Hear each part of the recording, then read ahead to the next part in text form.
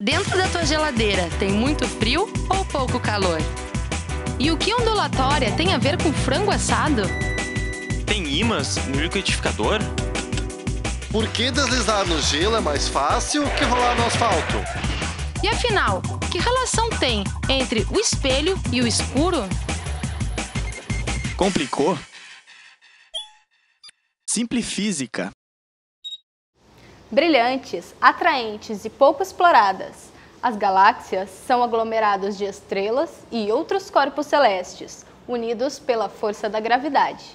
Mas já parou para pensar em como ocorre a formação e a evolução de uma galáxia? No programa de hoje, a professora e pesquisadora do Instituto de Física da URGS, Ana Kiss, vai falar sobre a vida das galáxias, trazendo em sua palestra exemplos de pesquisas realizadas com colegas e alunos. Confira agora o Simplifísica, a vida das galáxias.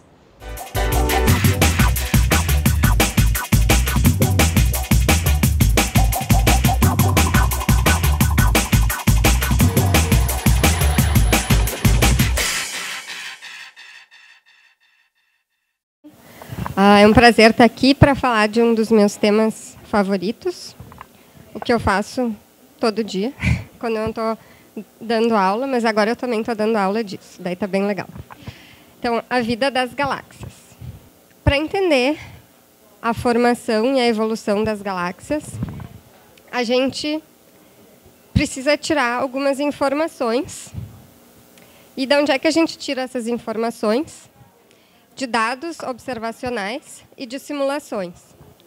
A gente começa, para tirar as observações, a gente começa viajando para esses lugares maravilhosos, as Ilhas Canárias, o Havaí, o deserto do Atacama, mas a gente não vai para a praia nesses lugares surfar, nem para o deserto do Atacama fazer hiking. A gente vai para o topo das montanhas, nesses lugares onde estão esses lindos e muito potentes telescópios com a instrumentação mais avançada que é necessária para esse tipo de pesquisa. A gente também usa telescópios no espaço, como o Hubble, que vocês já devem ter ouvido falar bastante.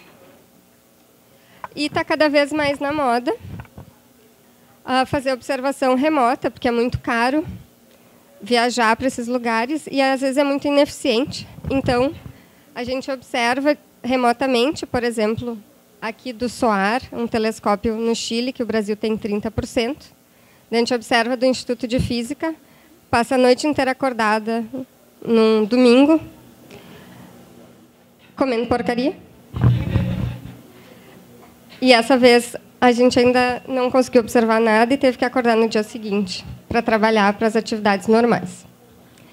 Agora também está cada vez mais na moda ainda fazer levantamentos de dados, porque é uma maneira muito eficiente de obter os dados e do estudo em geral da astrofísica. Então, a gente obtém dados, por exemplo, com o Sloan Digital Sky Survey, o DES, e entre outros. Mas legal mesmo é ir observar.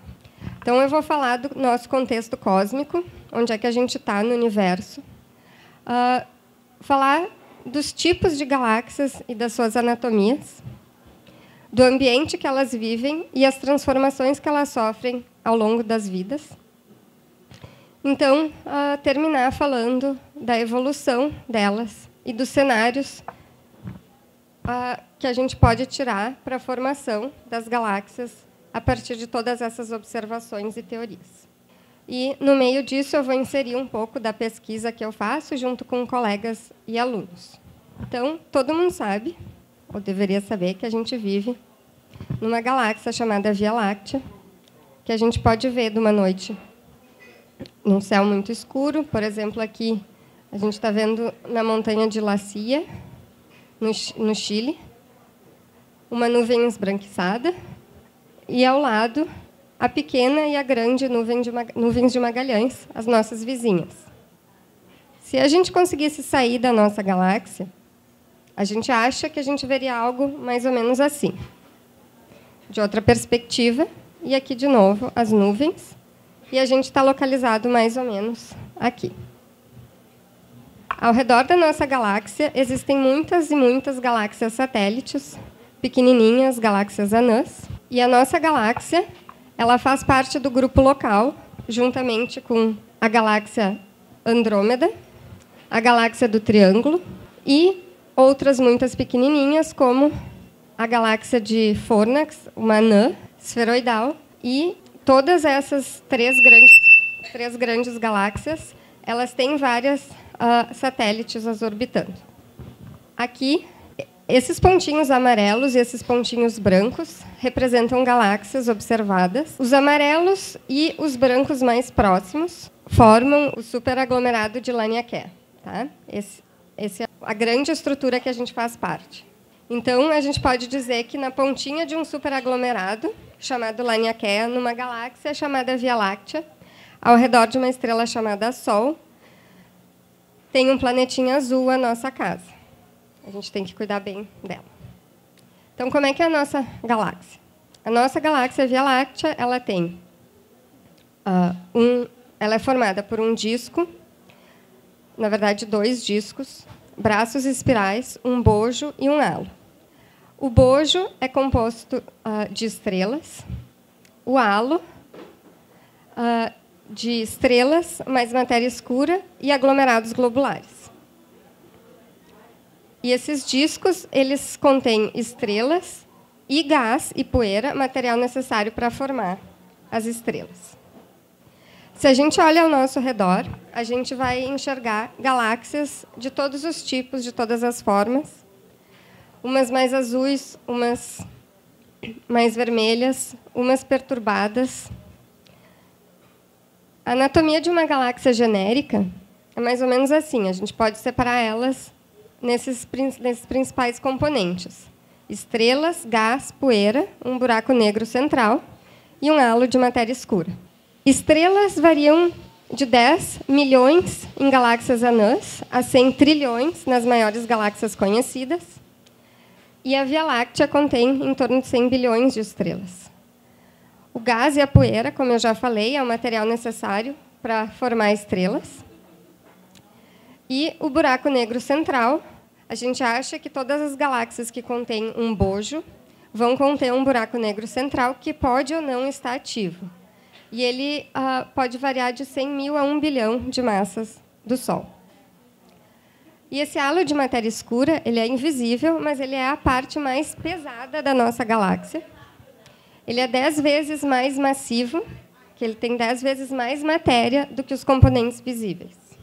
A gente pode dividir as galáxias luminosas, principalmente, em 2 tipos: as galáxias Late Type e as Early Type. As Late Type são como a nossa Via Láctea.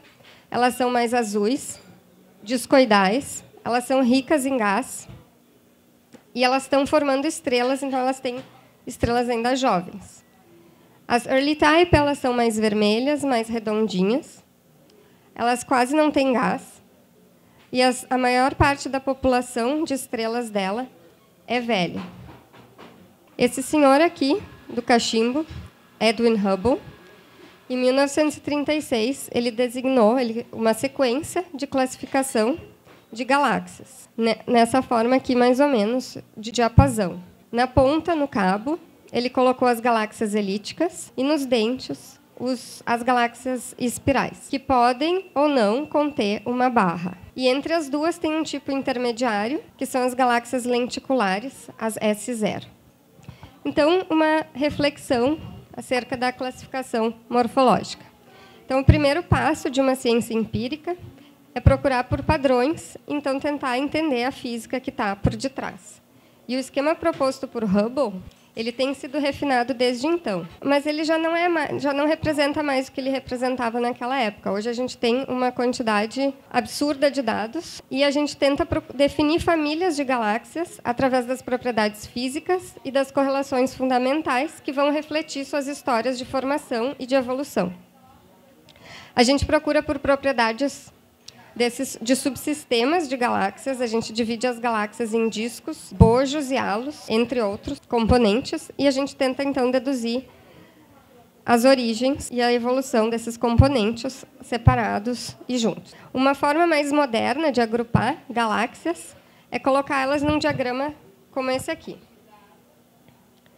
A gente tem aqui, no eixo Y, a cor das galáxias. Aqui as mais azuis e aqui as mais vermelhas. E no eixo X, a massa ou a luminosidade, a quantidade de matéria.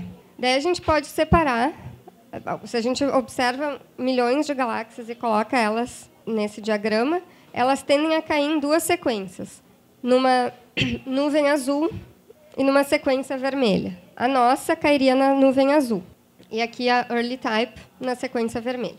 Se a gente olha várias galáxias e tenta classificar elas entre sequência azul e vermelha, a gente vê que tem um tipo intermediário, que ela parece espiral, mas ela tem a cor de uma elíptica. Essas são as chamadas galáxias do Vale Verde, que estão meio que em transição.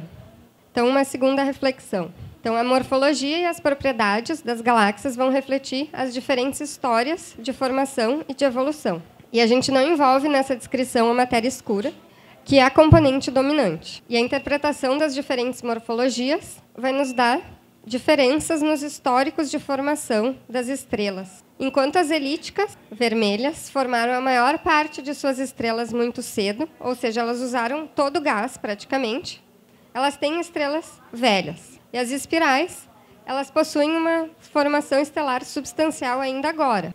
Elas não formaram tantas estrelas no início, então elas ainda têm gás para fazer estrelas. E quanto ao ambiente que as galáxias vivem? Elas podem estar isoladas, em grupos de galáxias e em aglomerados de galáxias. E como é que esses tipos diferentes de galáxias vão se distribuir nesses diferentes ambientes? E qual será o impacto do ambiente nas propriedades das galáxias? Então, vamos falar um pouco agora de aglomerados de galáxias. Esse aglomerado, na verdade, é um sistema de aglomerados, quatro partes. O Abel 901-2, que é o estudo, ele tem 5% da massa em galáxias, da matéria. 85% em matéria escura. E apenas 10% na forma de gás quente, que emite em raios X, que tem que esfriar para poder formar estrelas. Aqui tem uma relação já conhecida há muito tempo, na verdade, desde 1980, que é a relação morfologia-densidade. Então, aqui a gente tem a fração de galáxias contra o ambiente que elas estão. Então, aqui a gente tem galáxias isoladas ou em ambientes de baixa densidade, e aqui as que estão em aglomerados. Os pontinhos azuis são as galáxias espirais, como a nossa, ou irregulares. Os pontinhos vermelhos são galáxias elípticas e os verdes S0s. E a gente vê que, quando a gente vai para ambientes de alta densidade, a fração de galáxias elípticas e lenticulares domina. Mas, quando a gente vai para ambientes de baixa densidade ou nas partes externas de aglomerados de galáxias, o contrário ocorre, as galáxias espirais dominam. E será que existe uma evolução dessa morfologia? Então, a gente não pode observar a evolução direta, assim, pegar um aglomerado, um monte de galáxias e ver como é que elas evoluem no tempo. A gente pode fazer isso, sim, na forma de simulações, mas o que a gente pode fazer é pegar diversos aglomerados de galáxias em diversos fatias do universo em diferentes tempos. E a gente vê que, se a gente olhar no presente, a gente vê que as galáxias S0 dominam. E quase nada de espirais irregulares. E no passado era o contrário. Então, provavelmente, deve ter ocorrido uma transformação de galáxias espirais para esse zero. Então, um parênteses. O Rodrigo Freitas, aqui, IC, ali na URGS, ele está olhando a evolução da estrutura das galáxias. Então, ele está tentando entender bem precisamente, modelar os diferentes componentes e a gente vai tentar rodar em diversos levantamentos de dados para ver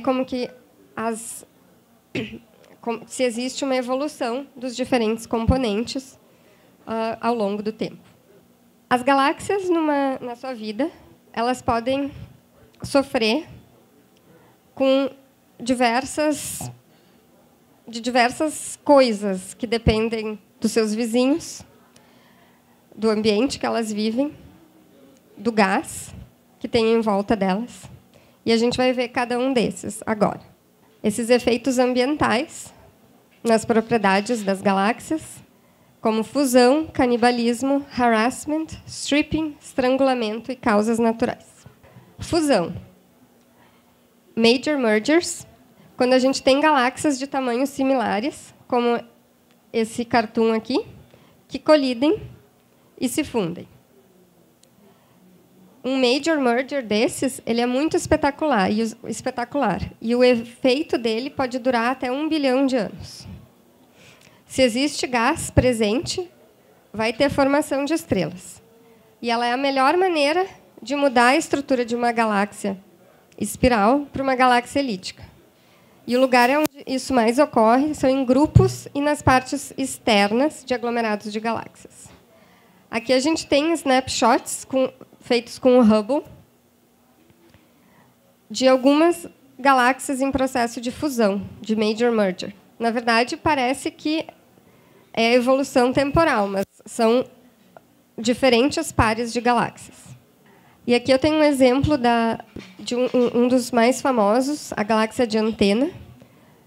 Essa aqui é o centro dessa parte aqui.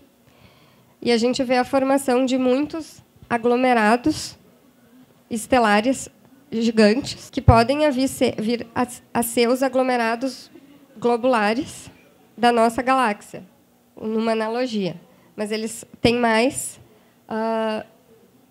eles são mais enriquecidos quimicamente. Outro processo, o canibalismo galáctico.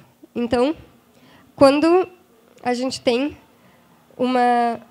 um satélite ou uma galáxia pequenininha que está orbitando uma maior, ela, através desse processo chamado fricção dinâmica, a órbita dela vai encolhendo e ela acaba se fundindo com a galáxia central. E essas galáxias grandes aqui, que estão principalmente nos centros de aglomerados de galáxias, elas acabam crescendo simplesmente porque elas estão consumindo os seus satélites. Isso vai ocorrer no centro dos halos mais massivos, como eu já disse, no centro dos aglomerados de galáxias. Aqui tem o centro do aglomerado de Hydra, com a 3311 e a 3309. Cada uma dessas deve ter, em média, 15 mil aglomerados globulares. E esses têm 10 nas 6 estrelas. Então, esses pontinhos aqui, como esse, numa imagem muito profunda, são os aglomerados globulares. E um parênteses. Então, o Emílio está fazendo doutorado e a Stephanie estão olhando as galáxias mais massivas do universo próximo, olhando esses pontinhos, estudando eles em bastante detalhe, para ver o que essa galáxia canibalizou, e a gente está achando coisas bem interessantes. Se a gente olha em diferentes raios, a gente acaba encontrando que, provavelmente, ela tem uma suspeita que ela deve ter canibalizado uma galáxia do tamanho da nossa. E outras pessoas também acham que acharam isso. E a Stephanie está vendo como tirar, quais os parâmetros que são melhores para extrair os globulares de um levantamento de dados. O Eduardo, que está sentado na plateia que eu vi, ele está olhando os aglomerados globulares da nossa galáxia, que a gente pode observar as estrelas individualmente com muito mais detalhe. Para ver, por exemplo, como que o halo da nossa galáxia veio a existir, porque a gente acha que a maioria das estrelas se formam em aglomerações. Então, É bem legal esse trabalho que ele está fazendo. Então, também ocorre canibalismo em Andrômeda, essa aqui, e na nossa própria galáxia. A nossa própria galáxia, a vizinha mais próxima, que é a do Sagitários, a anã de Sagitários, ela está em processo de ser engolida. Na verdade, ela já foi... órbitas mostram, aqui como nessa impressão artística, que ela já deu uma passagem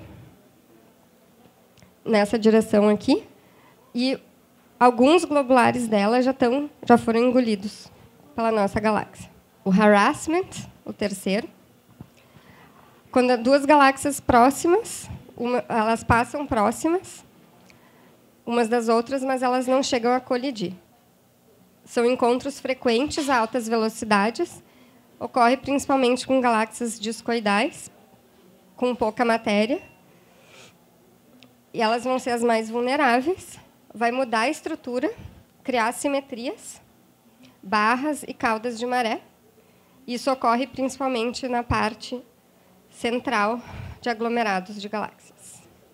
Stripping, quando uma galáxia espiral, rica em gás, ela vai passar pelo meio intraaglomerado em alta velocidade e o gás vai ser removido por um processo chamado pressão de arraste. Então, essas galáxias elas vão experimentar um vento devido a esse gás quente, que vai emitir em raios X, como eu mostrei anteriormente. E ele pode ser forte o suficiente para arrancar todo esse reservatório de gás frio. Isso vai resultar em caudas de maré, de poeira, e ainda poder formar estrelas. E o lugar onde isso mais ocorre, nas partes internas de aglomerados de galáxias. E esse fenômeno aqui de stripping, ele pode levar à formação de jellyfish galaxies, as galáxias mãe d'água. Essa aqui é uma galáxia que está caindo num aglomerado e ela vai perdendo gás e elas acabam parecendo uma mãe d'água. E a Fernanda agora está fazendo mestrado, acabou de entrar. Ela fez o TCC e a iniciação científica, e a gente encontrou 50 dessas galáxias jellyfish, olhando 400 imagens do Abell 901-2, e a gente encontra que elas têm mais formação estelar do que as galáxias que estão formando mais estrelas que não são perturbadas. Elas são, sim, diferentes. E agora ela está fazendo mestrado para a gente tentar caracterizar precisamente as estruturas, para a gente encontrar essas galáxias nesses levantamentos de dados, por aprendizagem de máquina. Mas, primeiro, a gente vai ter que dar um passo atrás e caracterizar elas com maior precisão. E agora a gente tem um novo aluno, o Gabriel, que vai nos ajudar fazendo análise da população estelar de algumas dessas jellyfish.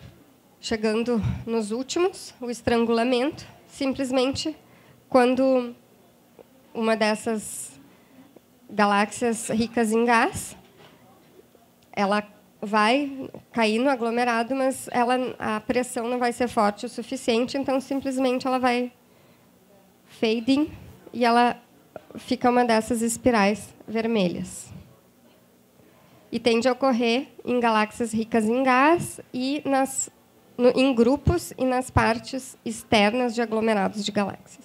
E, simplesmente, ela pode evoluir por causas naturais, como processos internos, com ventos de buracos negros supermassivos em galáxias maiores, ou supernovas. Simplesmente podem expulsar o gás. Então, chega de mecanismos de transformação. Vamos, então, tentar construir essa teoria de evolução de galáxias.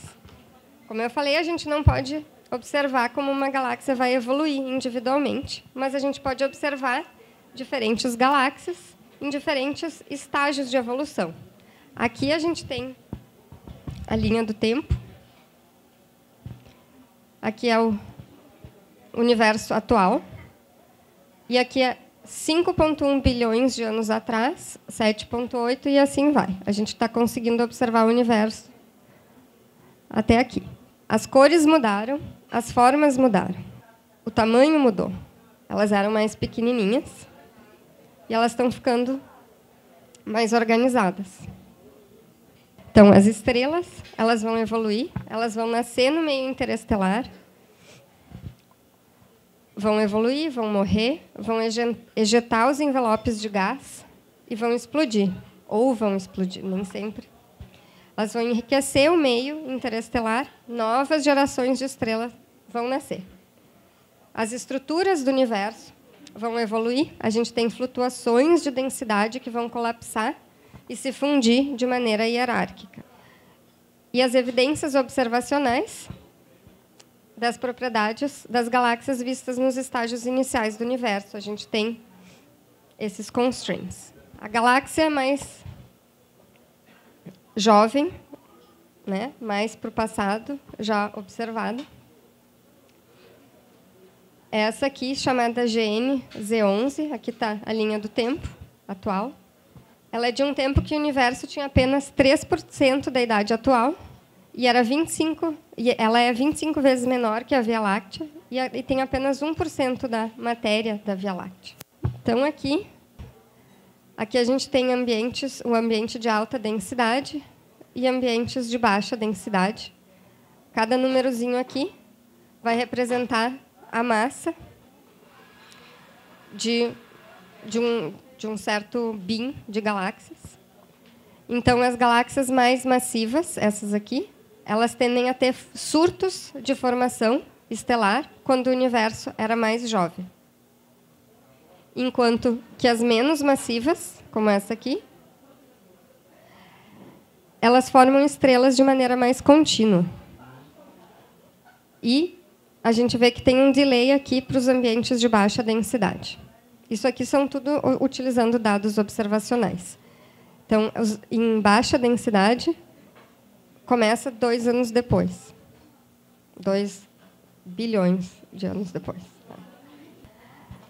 Outra coisa, aqui a gente tem a taxa de formação estelar contra a massa para diferentes partes, diferentes fatias do universo. Aqui mais atual e aqui quando o universo era mais jovem. Que a gente vê nessas cores aqui. E a gente vê que essa sequência aqui, que é a sequência principal da formação das estrelas, ela está evoluindo com o tempo. E a gente pode colocar isso tudo nesse gráfico que eu acho maravilhoso, que é o gráfico da história cósmica da formação estelar. Então, a taxa de formação estelar contra o tempo. Então, a gente vê que começou a aumentar a taxa das galáxias de fazerem estrelas, e ela chegou num pico quando o universo tinha 10 bilhões de anos.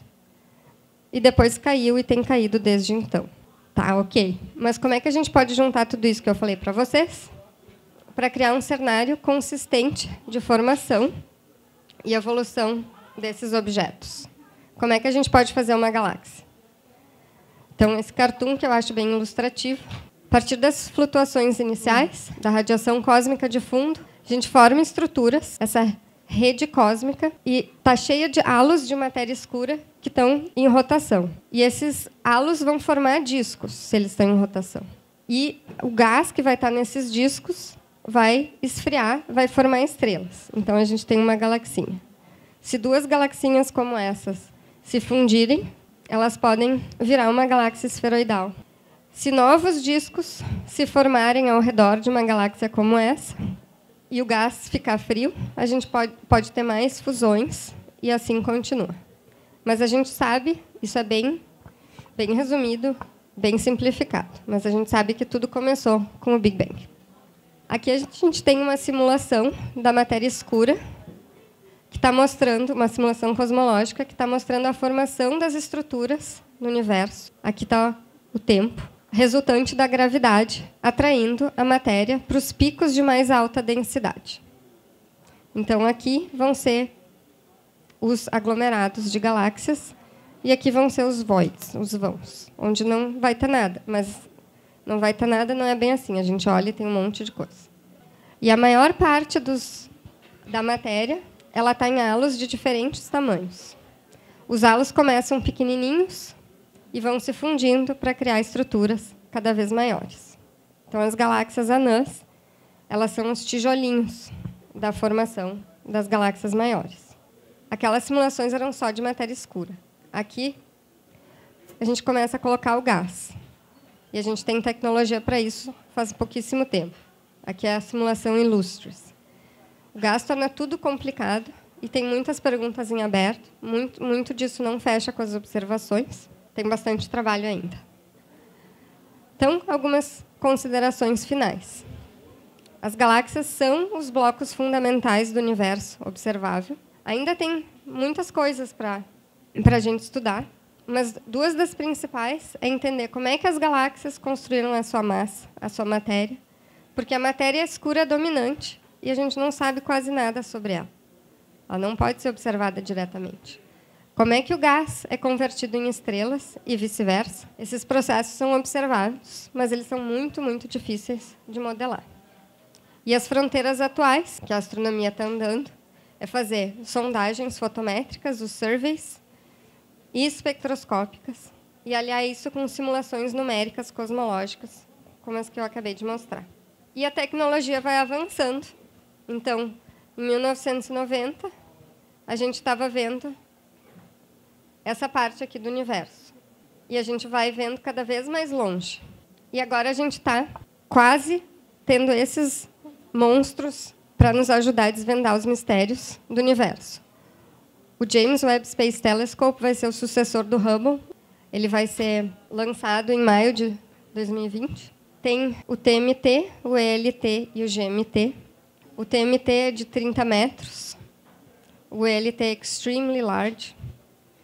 E o GMT é Giant Magellan. Esses dois aqui vão estar no Chile. Esse aqui, provavelmente, no Havaí. Mas tem muitos problemas políticos lá, porque os nativos das ilhas não querem deixar colocar mais um telescópio. Talvez ele vá para as Ilhas Canárias. E o LSST, que está quase aí, o LSST é um telescópio de sondagens, de surveys, que ele vai imaginar todo o céu e ele vai tornar imediatamente públicos para a comunidade os dados. Então, por que a gente tem que investir em astronomia? Por que a gente tem que investir em ciência? Porque tem vários spin-offs que melhoram a nossa vida. Quem vive sem a Wi-Fi? Ela veio da astronomia. Ela veio de astrônomos que estavam fazendo coisas para observar nas bandas do rádio. Tecnologias para mamogramas, tecnologia para segurança em aeroportos.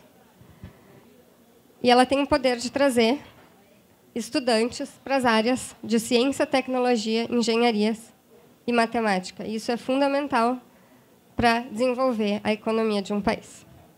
E eu termino com o cenário catastrófico do que vai acontecer com a nossa galáxia daqui a 4 bilhões de anos. Ela vai colidir, ela já está em rota de colisão com a Andrômeda. Obrigada.